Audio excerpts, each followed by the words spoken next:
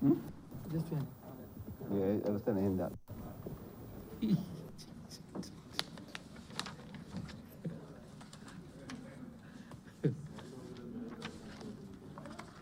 This sitting is resumed. Order number 3, sir. In the name of the acting leader of the House, to move that the House resolve itself into standing finance committee to consider the grant of sums of money for the service of this island. Honourable acting leader, please. Honourable acting leader, member for St. Joseph. And the mic, please.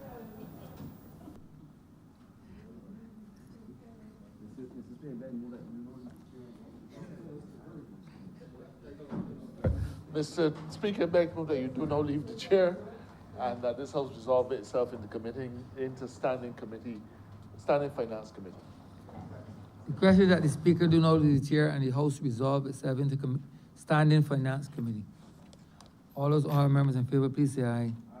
Those against, please say no. We think the ayes have it.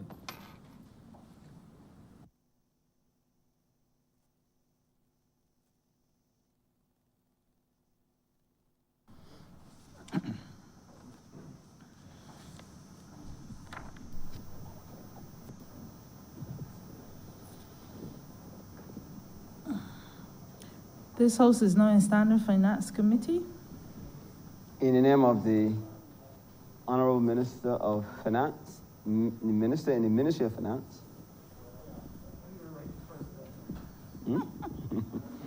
to move the passing of a resolution to grant the sum of $17,655,386 from the Consolidated Fund and to place it at the disposal of the government to supplement the estimates 2020 to 2021 as shown in the supplementary estimates number 10, 2020 to 2021, which form the schedule to the resolution. Head 33, Ministry of Home Affairs, Information and Public Affairs, in the amount of $5,489,320. Honourable member for Christchurch East Central.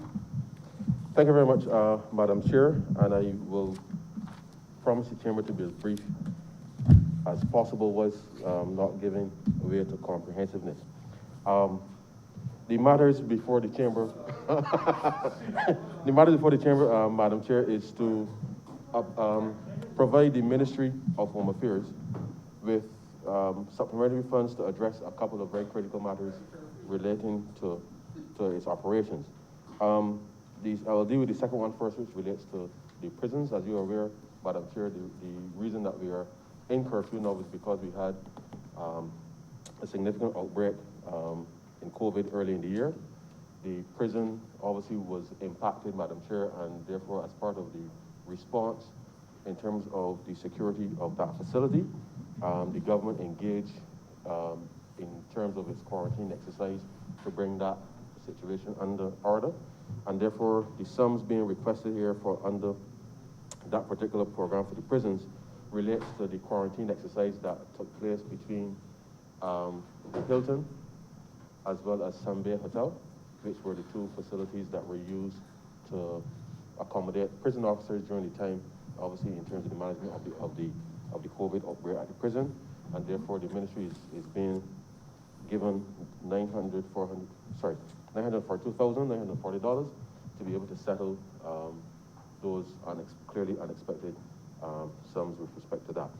The second piece relates to, critically, Madam Chair, the printery and the investment required to be able to replace what perhaps has been the printing press at the government printery, to pretty much upgrade the facilities to be much more efficient and digital in its process, and therefore these sums are critical with respect to being allowed the printery to do a much more efficient job as it relates to government's operations.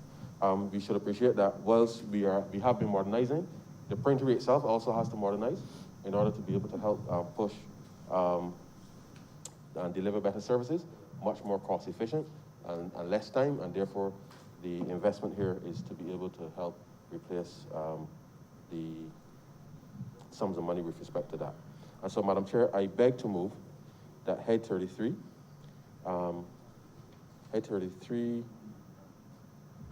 in the amount of $5,489,320, stand by.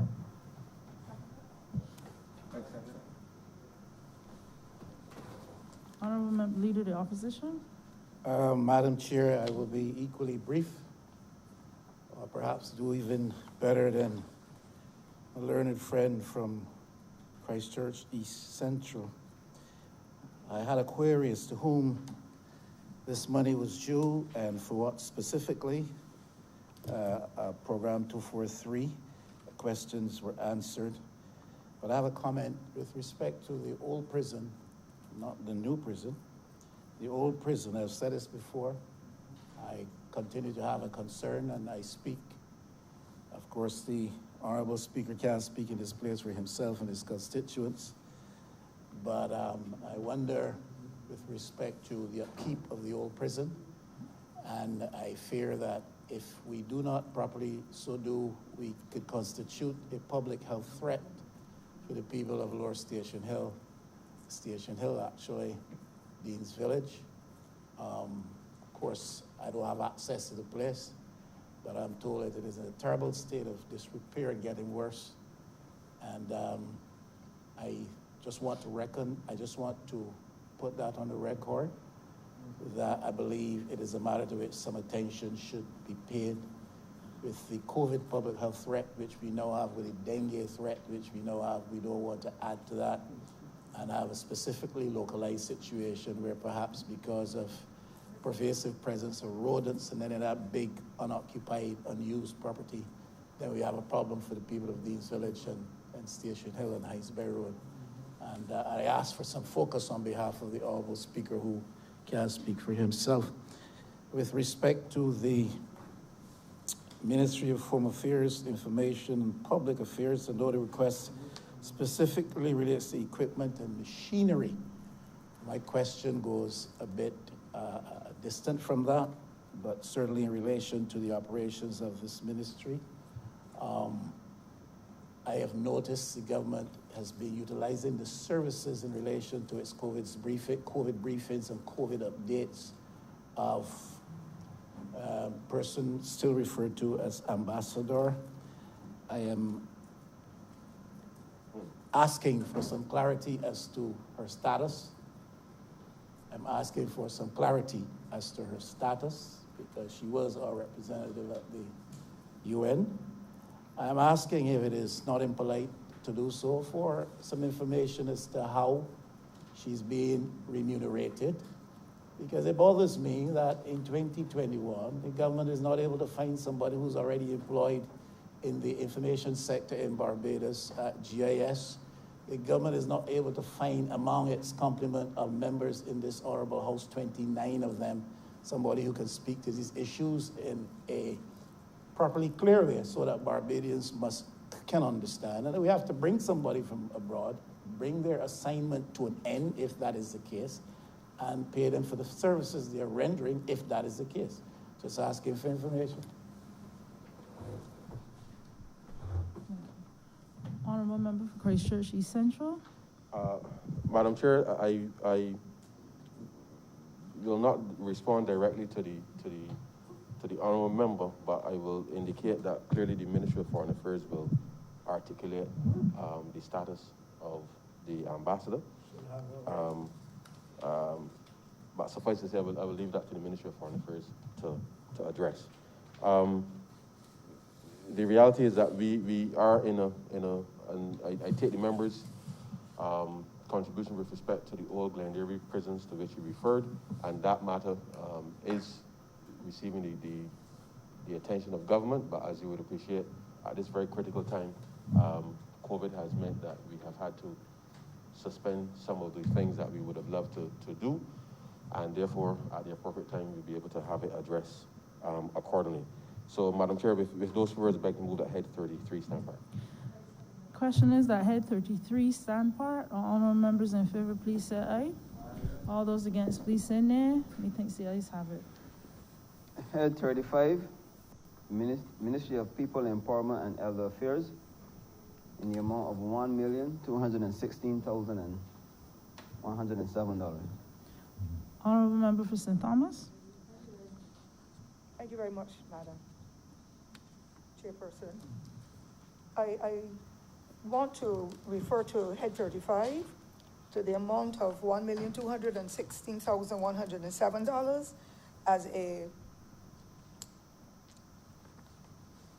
as an amount for the National Assistance Board. As we are all aware, ma'am, the National Assistance Board has been functioning for more than 3.5 decades, and the institution has served Barbados well. It looks after the most vulnerable in our society, particularly the aged, but at times those who have disabilities, as our workers go to the various institutions across the island, particularly private homes, to be able to offer services. And as a result, it also has under its guardianship the housing of senior citizens who are living in their institutionalized, meaning particularly the Clyde Gollop Center, the Vauxhall Senior Citizens Home, the Lancaster House, and of course the Doris Dunn Center, where seniors go on a daily basis before COVID, because we are all under lockdown now as a result of that. But that facility offers the services to help to keep our aged more active as they grow from strength to strength. And so the amount of funds we're asking for are for multiple reasons. I know that the home helpers in particular, there are just over 150, but they serve over 1,000 recipients on a weekly basis. And of course, 200 of them are bedridden, so we know the arduous tasks that they have to work with. And with COVID coming in, it has really put a serious dent on the finances of the institution, because that would not have been budgeted for. That amount would not have been budgeted for the PPE. And therefore, I'm asking for these funds for the National Assistance Board, meaning the Ministry of People Empowerment and Elder Affairs is seeking to have the funds for the National Assistance Board to be able to extend our services to the end of the financial year, looking after the maintenance of the operations of that institution. We have some funds we're asking for the NIS to the tune of $441,207.73. And this is as a result of us being not able to do the payments to the NIS from October 2020 to March 2021 because of the insufficient budgeting of the whole aspects. And indeed, we will have had to work very much in order to get funds to help us to pay for the PPE, to help to run us through those periods where it was most difficult last year. And indeed, again, this year, we have to continue to follow the protocol. So we got that obligation for the NIS. And then we also have the funds for our traveling officers. There are 9 of them, and they have not been able to receive their funds for a 3-month period, but they have been sojourning in this country day and night, attending to formal reports of emergencies and so on to carry out their duties. And these funds that we are asking for are to be able to help them to be able to get back on their feet. Indeed, a section of it too, sir, ma'am, is with reference to those who are retiring. Now, you would appreciate that the cohort of workers there would be persons in their 50s and 60s, because that institution would have started up, I believe, around 1981 in that general period. And so most of the staff there would be females, and they have reached the stage where many of them have retired. Unfortunately, there have been some deaths. 2 persons died during the period of their responsibilities that they were serving to the institution, and their benefits have come in for the estates. They have come in. That was not anything that would have been planned for in the budget, because we can't tell when somebody will die. And so their estates have been, the funds are helping for their estates, as well as 6 persons who have retired. And they would appreciate, ma'am, that many of Barbadians, they suffer with non-communicable diseases and so on. And while they would have been glad to work, many of them would have been medically boarded. And then when the medical board determined their too came up, that was not budgeted for. And that is to the tune of that $441,915 to be paid to those individuals. Now, the other aspect of it, ma'am, is to do with the utilities. Now, the institution, meaning the admin office, that would have been closed during the period where we had some challenges early in the COVID outbreak. And so we had to do some additional expenditure, especially with the sanitizing of the institution and all the different things we had to do with the social distancing. That would have incurred some funds, as well as at the Lancaster House, the Vauxhall Center, the Clegolop Center, and the Joris Dunner Center, but particularly those first three, where persons have been living under lockdown, and more resources to do with the gas and the electricity and the water bills, and so they have also escalated. And so the utilities, the amount we are asking for in that full amount is $68,369.43. And I'm not going to detain the institution at this time, but the bigger part of it is to do with the supplies and materials to the tune of $30,248.21, where the persons who are in the institution, particularly the home helpers, having to visit the homes, we did not want for them to go into homes or for recipients to in any way impact on them when they're carrying out their duties, and therefore we have had to have had quite a high expenditure to make sure that the PPEs are made available for them as they went on their various duties, and that amount had been up to over $30,248, as well as other aspects of it, and the whole amount is just over $100,000. And you would appreciate, ma'am, that as time has gone on within the last few months, we had to be particularly responsible, but we have to pay the agents, the vendors who have been giving the supplies, and so we are asking for this amount of $1,206,107 from Head 35 to go towards the payment of the vendors, as well as to settle all the other debts for the security, for the utilities, for the transportation of the workers who should have benefited, and as well as for all the other challenges with the pensions. And so I wish to ask, ma'am, that this $1,216,107 be stamp out for the National Assistance Board, ma'am. Thank you. Thank Question is that Head 35 stand part. All honorable members in favor, please say aye. Aye. All those against, please say nay. Methinks the ayes have it. Head 81, Ministry of Transport, Works and Water Resources, in the amount of $365,000. Honorable member for St. John.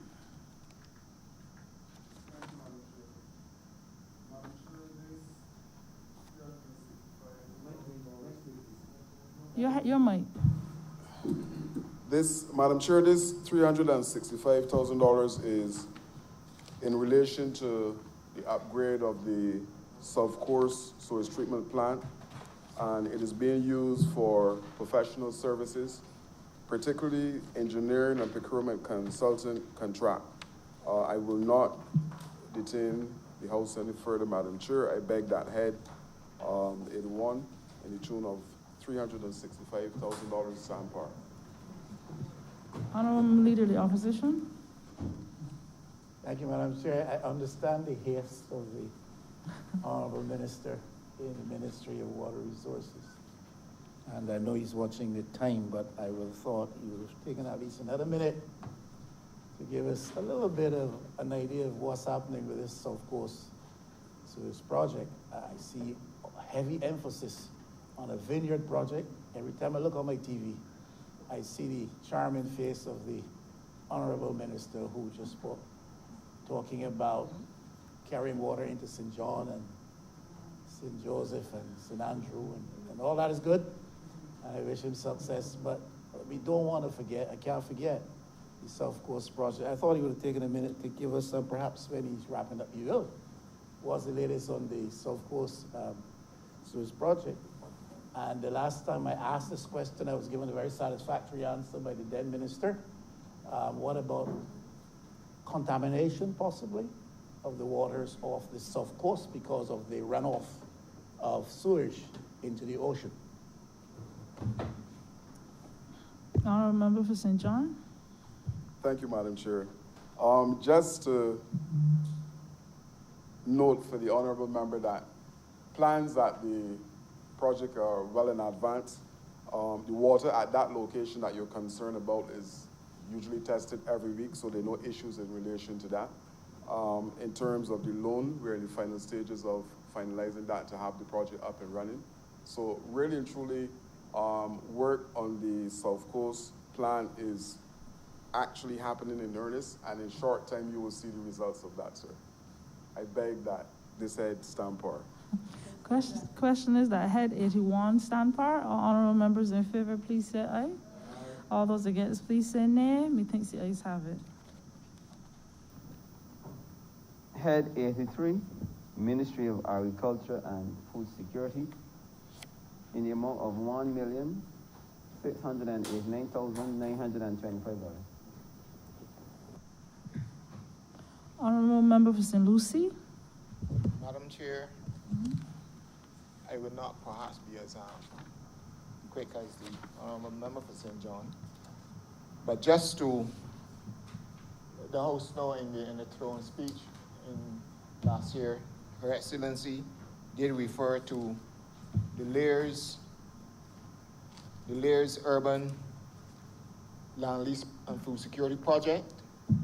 This is a project between the government and a landowner who is interested in the agricultural increase in terms of food production. Is a private-public partnership between government and CO Williams. There's 100 acres of land that will be brought into agricultural use for the stimulation of increased food production. 77 acres in the first instance will be for agriculture, and another 23 acres would be for livestock rearing. It is designed to create investment opportunities for Barbadians and generate employment, of course, and increasing the agricultural food production and enhancing food security. Of course, we have to put in some roads and so on in this project. Each acre will be probably about, each person will be run similarly to the Spring Hall Land Lease project for about 100 persons, with each person getting approximately an acre or so. And this particular project basically would be to increase Barbados' food production and so on. And this fund is being sought to jumpstart that project there at Lears. And with those words, I beg to move that this head 83 in the sum of $1,689,925. Honourable Leader of the Opposition. Thank you, ma'am. For obvious reasons, we would be always willing to support any effort that serves to increase our food production so we can have better level and sense of food security and food sovereignty, and of course reduce on imports. So we will be supportive of that, and especially in a context where smaller people are being benefited by utilization of traditionally large lands under the privileged use of others who have benefited historically. So we would be happy and supportive of that.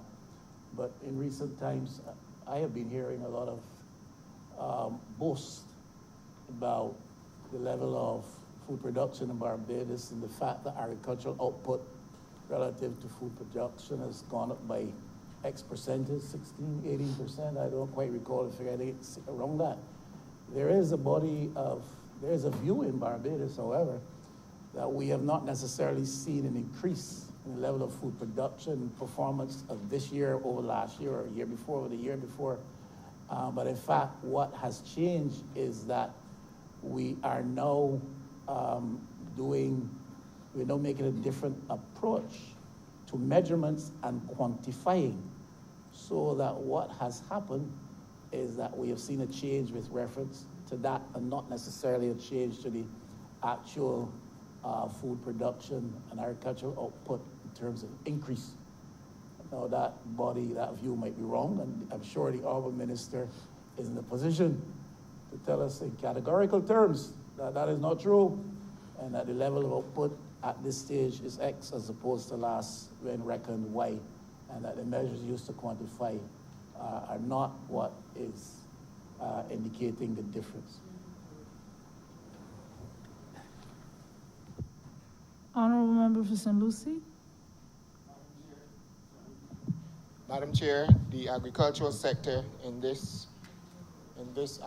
COVID environment, when our report would suggest that this sector was the only sector in the economy that performed last year with an increase at the end of up to June last year, we had about 16% increase production, but the overall production by the end of the year was about 1.9%.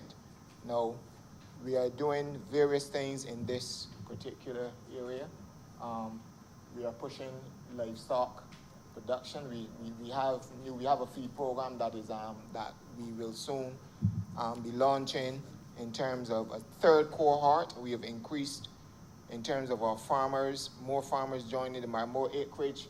I don't remember the figures off the top of my head now, but coming into production as we move on in this particular sector of the economy.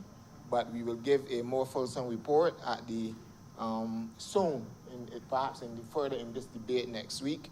When we speak to the performance of agriculture in the entire sector during the course of the estimates debate. Question is that head 83 stand par. All honourable members in favour, please say aye. All those against, please say nay. Methinks the ayes have it. Head 86, Ministry of Health and Wellness.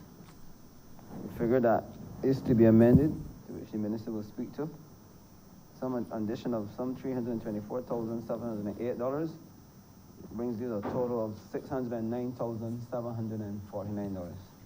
So head 86 in the amount of $609,749. Honourable member for the city. Thank you, Madam Chair. The supplementary that is being sought by the Ministry of Health and Wellness is to facilitate the payment to two contractors who are working on the community clinics in St. Andrew and St. Joseph. As this Honourable Chamber would recall, the two community clinics, along with the clinic in St. Thomas Community Clinic, were closed early last year because these facilities really were not they didn't have the capacity, the physical capacity to facilitate the delivery of healthcare services within a COVID environment, space, layout, and so on. But going back a bit, the two clinics at St. Andrew and St. Joseph were due for closure when the Barbados Labour Party assumed office. And as Minister of Health and Wellness, I really could not let that happen, since that would have been inconsistent with the government's policy of taking healthcare into the communities. And that has been part of our strategy for the last 3 years or so, which included, of course, things like the community healthcare officers working with the Queen Elizabeth Hospital for diabetic patients in particular, and trying to provide that assistance there. It also included working with the Ministry of People Empowerment and Elder Affairs, with the community workers there who were looking after the elderly. This is all part and parcel of that. So that when we decided that we were going to refurbish the two clinics in St. Andrew and St. Joseph, we had approached this Honourable Chamber for funding, which was approved, but subsequently we recognized that it was insufficient in that we had to do a complete rewiring of both facilities. So a lot of electrical work had to be done, including the installation of ducts and also the provision of access, electronic access for those two facilities. And that is why we had to come here to seeking the funding in the amount of $609,748.66. This for us is a very, very important thing because the people of St. Andrew and St. Joseph really were deprived of these facilities for over a year, the use of these facilities. And even in the case of St. Joseph, even when in the pre-COVID period, when the facility was still being used, several rooms were not available because they were not in a good condition to be utilized. And so healthcare was being compromised, things like changing of bandages and some other things that really could not have taken place within that environment. And we felt it necessary to really have these two facilities brought up to par, and we will work on St. Thomas later, so that the communities that benefit from those services would be able to continue to benefit rather than having to trek all the way to Morris Bayer or Eunice Gibson or to the Glebe or not at all. And this for us was a very, very important thing, Madam Chair, because these community clinics have really provided human service to the people of those communities. And speaking to the medical officer of health, for example, of the Morris Bay Polyclinic, who is responsible for providing these services at St. Joseph and part of St. Andrew as well, but that comes on the Eunice Gibson. The medical officer of health indicated to me that there are generations of persons from those communities who would have passed through the clinics, and people who came there as babies that they were now able to provide services for as young adults having their own children. And the community spirit and the integration, where the general practice nurse knew the names of all the persons who came, it really was something very special. And we believe strongly as a caring government that that is something that ought to be maintained. And so in keeping with our manifesto pledge and our promises to the people of Barbados, and in this case to the people of St. Andrew and St. Joseph, the two community clinics, the work have started, and we expect that in a few weeks' time that those two properties, those two installations will be returned to the people of the two parishes, and that we will be able to continue those services. So with those few words, I beg to move that head 86 in the tune of $609,748.66. Stamp part. Question is that head 86 with amendment, stand part. All honorable members in favor, please say aye. All those against, please say nay. Methinks the ayes have it. Head 87, Ministry of Education, Technological and Vocational Training, in the amount of $1,734,237. Honorable member for Christchurch East Central. Thank you very much, Madam Chair. The sums of money being appropriated for the Ministry of Education in a couple of instances really reflect the impact that COVID has had on education. And it is important to note that the government responded in the first instance to ensure that whilst our children were able to return to school, that we made provision with respect to the new program which engaged a number of school monitors to facilitate the good practice of physical distancing and following of the protocols within our schools once they were in session. And the sums being appropriated here specifically for that program, Madam Chair, is to provide for the payment of national insurance contributions with respect to those persons engaged on that program, obviously then allowing them to be able to benefit from any of the claims that they may have to make during their term of engagement with the Ministry of Education. And you would recall that, Madam Chair, this was one of the responses to be able to bring back a level of normalcy. And we hope that with the reduction in COVID cases going forward, that we can get our children back to school as quickly as possible and able to continue to provide under this program. The other two measures, Madam Chair, I speak to very quickly, but equally important. The under sub-program 271 for special schools, sub-program, sorry, 278 for special schools, provision is being made here with respect to a grant to the school house for special needs. And it is instructive to note, Madam Chair, that the government of Barbados provides a range of grants to institutions, but school house is perhaps the only entity that does not currently receive support from government, but COVID certainly has had an impact on, one, the ability of persons to do the appropriate fundraising to be able to support the services that they provide to the children. I think I've already indicated to the chairman, but I should indicate just for the record that my son does attend the school. The reality is that they have had a significant time with respect to the impact of COVID.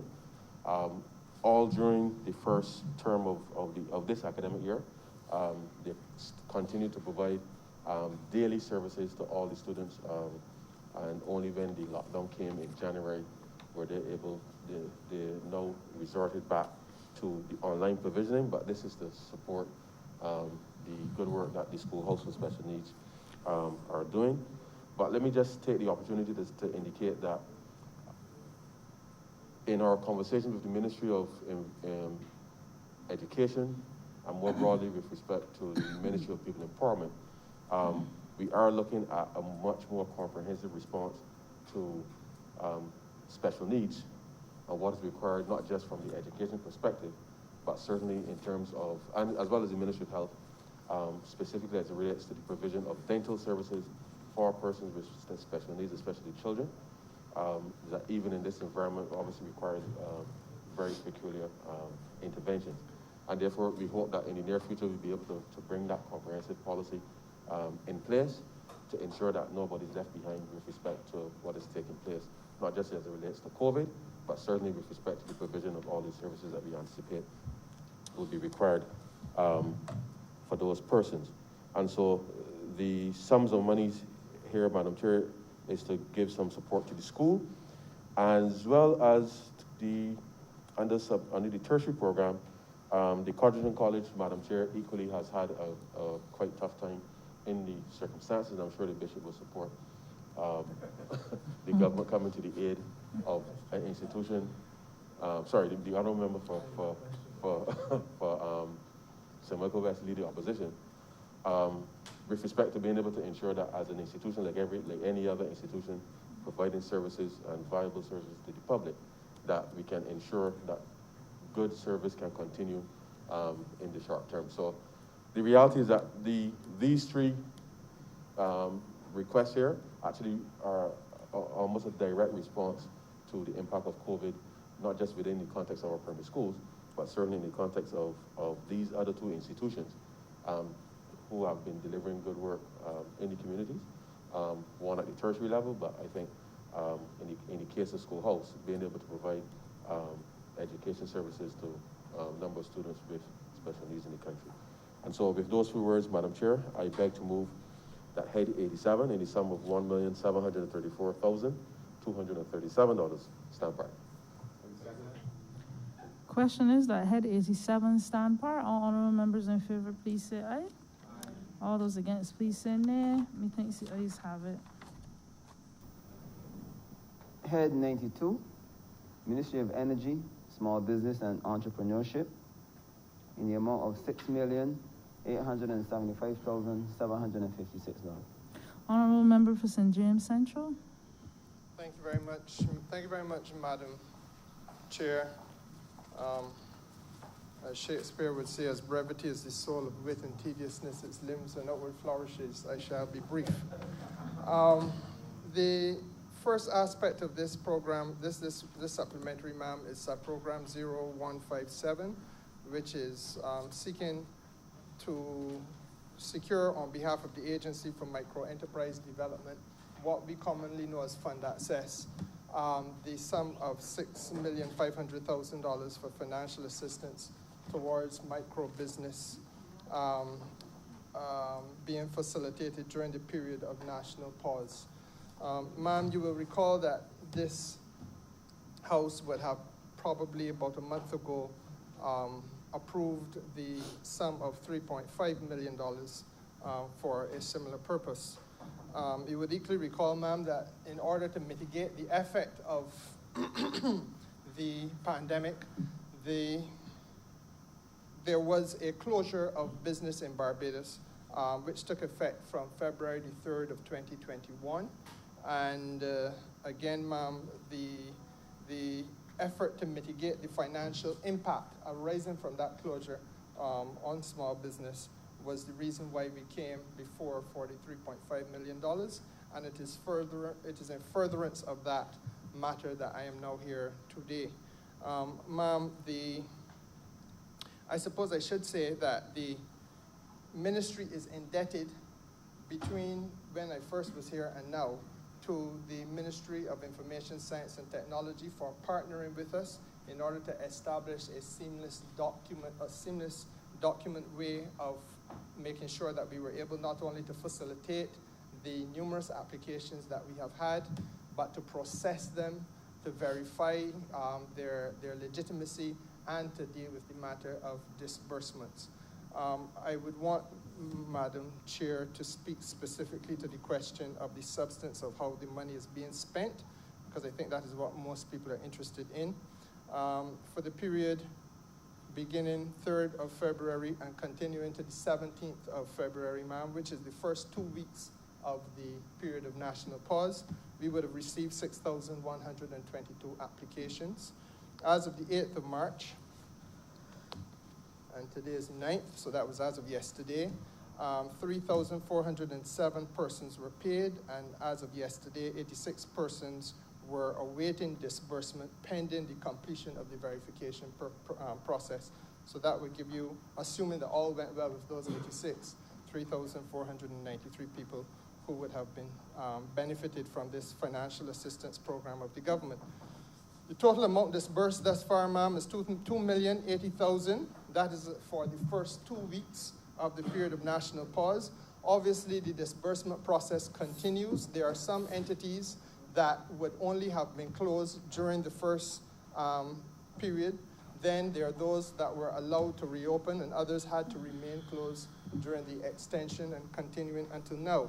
So that for the avoidance of doubt, a barber, for example, remained closed from the beginning right up until today and continues to remain closed. And all those barbers who were entitled at the beginning continue to be given their $250 or to be eligible for the $250 every week until when they are allowed by directive to reopen.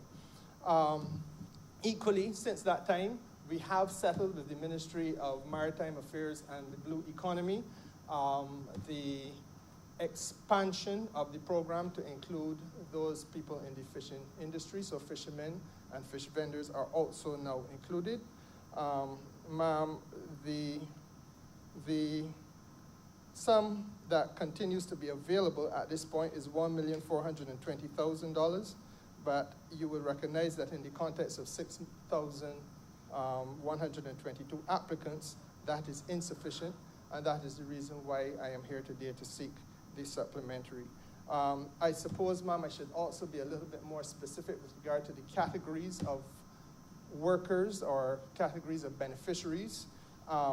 Beauty services received or made 832 verified applications. And by beauty services, I'm referring to hairstylists, nail technicians, barbers, as I alluded to before. And in that category, we have paid $416,000, ma'am. People involved in the food services sector, for example, operators of canteens, operators of delis, they would have made 462 applications for that first 2 week period. And in that regard, we paid $231,000. taxi operators. We received 280 applications for taxi operators for the first 2-week period, and in that regard, we have paid $140,000. Shops, we received 289 applications, which have been verified with regard to shops for that first 2-week period. And again, ma'am, they would have received $433,500. Bear in mind that with regard to the shops, they were entitled to be paid at a rate of $500 a week, as opposed to the $250 that were for every other category. And with regard to vendors, ma'am, we received 964 confirmed applications, verified applications from the vending community, and they would have benefited thus far for the 2-week period for $482,500.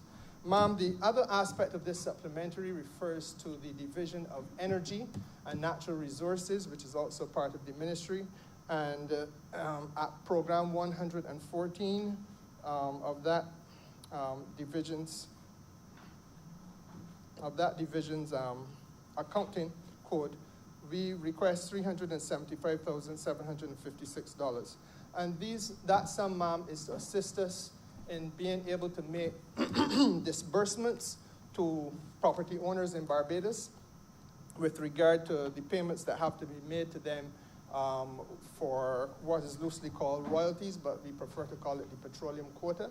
And as you know, ma'am, there are some properties where government is doing the necessary drilling, etc., and people are entitled to be compensated for the use of their land and the resources taken therefrom, and that is part of what this sum of money is about. I'm obliged, ma'am, and I would ask that this head stand part. Honourable Leader of the Opposition. Thank you, Madam Chair. It would seem to me the honourable member is saying to us that with respect to disbursements under the Micro Enterprise Development Program, that is offering of assistance to small businesses during the national lockdown period. The achievement to date is about 50%. Persons who have been subsidized or assisted with the monies disbursed thus far means that there are about 50% of persons or businesses who have not yet been reached. I just wonder if the minister is satisfied as to the rate of pace at which the disbursements are being made. I know there must always be a concern over verification process, etc. But is the ministry satisfied with the rate of pace at which the disbursements are being made? Because I ask that, I get a lot of calls, I meet people, or people meet me on the street, top of Broad Street, middle of Swan Street, and they're wondering what has happened with these, with this assistance that we heard about. So if the minister is in a position to say whether or not he's satisfied, the ministry is satisfied with the rate of pace of disbursements, or what might be the challenges apart from having to go through a careful verification process. The other thing is listed categories which have been supported, and he mentioned taxis. I do not know how far that has gone among taxi operators. I heard no mention of the ZR operators, those persons who are at that level in the provision of public transport through private-owned means or private-operated means. I wonder what is the position with them. Are they included, not included? If they're excluded, what is the basis for their exclusion? Because we have, in fact, gone through in the last month a serious lockdown, which would have impacted them. You can't lock down the country and don't expect that it would not affect transportation, which you categorize as an essential service, and expect to be on the road to get essential service workers to their jobs. But the numbers have been totally down with respect to people out there commuting public, and what is the position therefore with these other people that are ilk, who provide from privately operated interests a public service of transport. Thank you. Honourable Member for St. James Central. I thank the Honourable Member for his question, ma'am, and I say in cathedra inside this House of Assembly, that which I've said ex cathedra outside of the House of Assembly, in speaking to the press generally. The fact of the matter is, ma'am, that we have, with regard to the question of the speed of the disbursements, I have made it very clear that I wish with all my heart that we could go faster.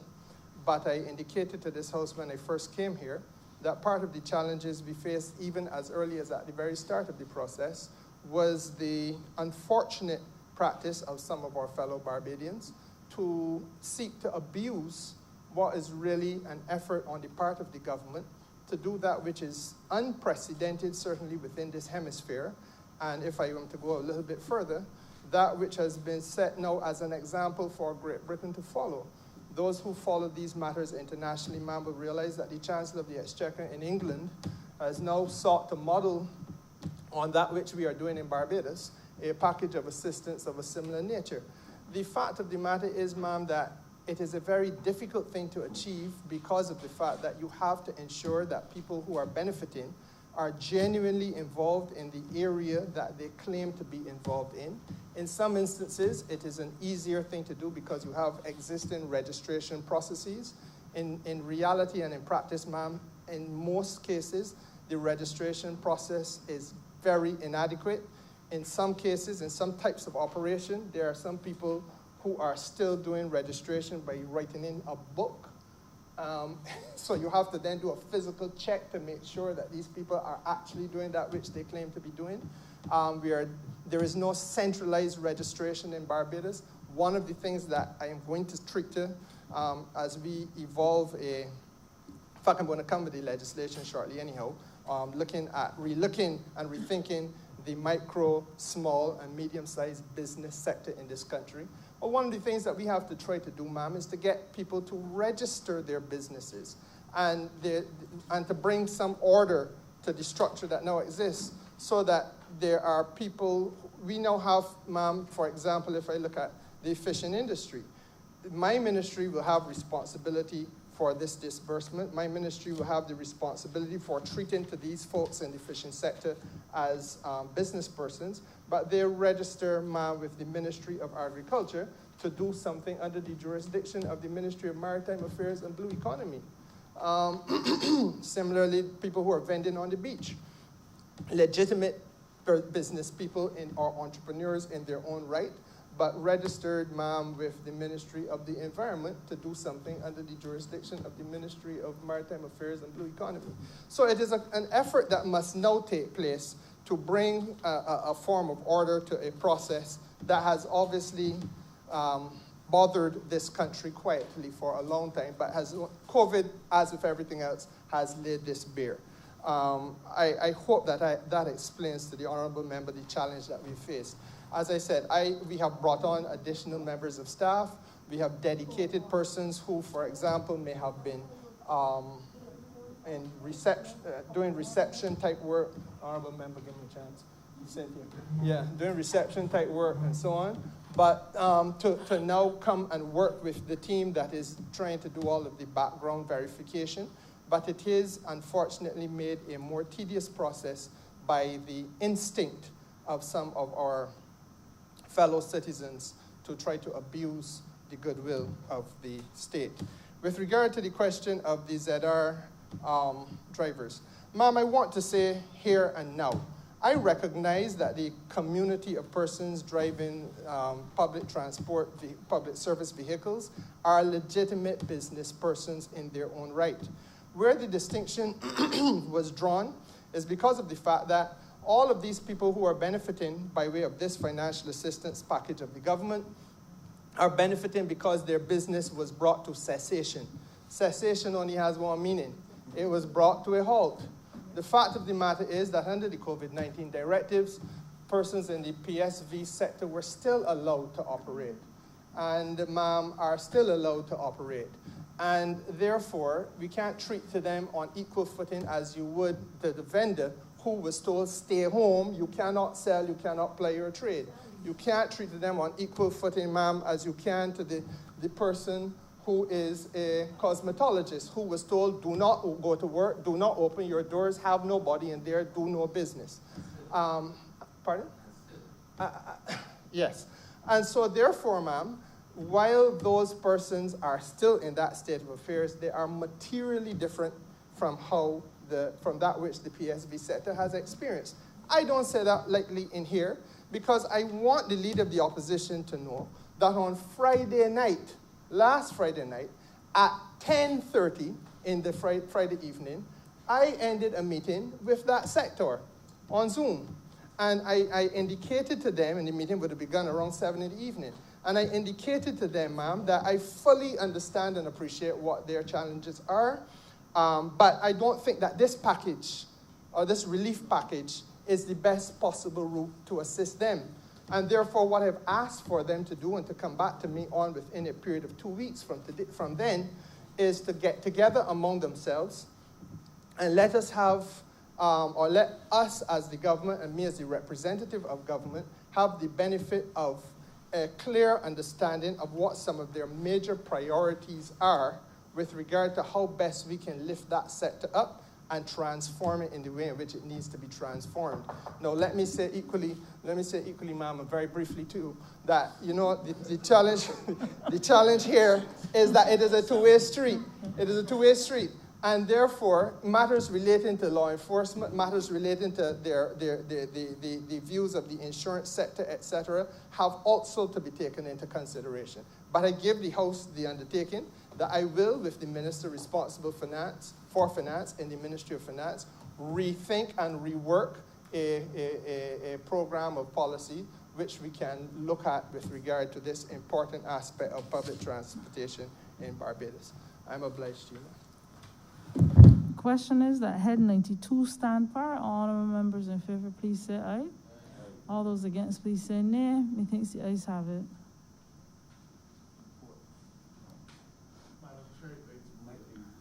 Your mic. Beg to move that you do not report to His Honour the Speaker the passing of one resolution in Standing Committee of Finance. The debate. Question is that I do not report to His Honour the Speaker the passing of one money resolution in Standing Finance Committee with amendment. All honourable members in favour, please say aye. All those against, please say nay. Methinks the ayes have it.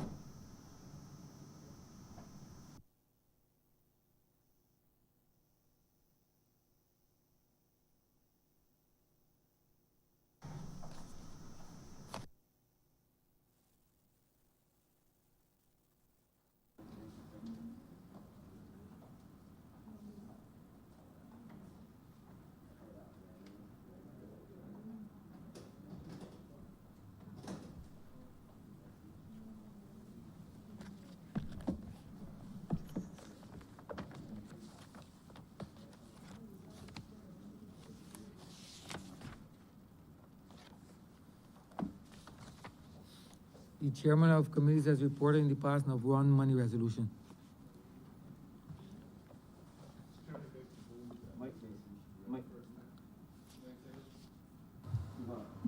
Beg to move this resolution be read a first time. The question is that this resolution be read a first time. All those honourable members in favour, please say aye. Those against, please say no. We think the ayes have it. Mr. Speaker, I beg to move this resolution be read a second time. Second. Question is that this resolution be read a second time. All those honourable members in favour, please say aye. Those against, please say no. We think the ayes have it. Mr. Speaker, I beg to move that this resolution be agreed to. Second. The question is that this resolution be now agreed to. All those honourable members in favour, please say aye. Those against, please say no. We think the ayes have it. This resolution now stands passed. Mr. Speaker, this concludes our business at Parliament for today. I had hoped that we would have been able to finish before now, but government business and the public affairs do take precedence. We hope everyone will get home safely and before the curfew hour expires. Mr. Speaker, I beg to move that this, let me indicate that the estimates debate commences on Monday of next week, and the estimates will be have been laid electronically, so that will be laid electronically, so that members will have it within the next few hours, I believe. And with those words, I beg to move then that we adjourn until Monday 15th of March. What time is it? At 10 in the morning. The question is that this House stands adjourned until Monday, the 15th day of March, 2021, at 10 a.m. in the forenoon. All those honorable members in favor, please say aye. Those against, please say no. We think the ayes have it. This honorable chamber stands adjourned until Monday, the 15th day of March, 2021, at 10 a.m. in the forenoon.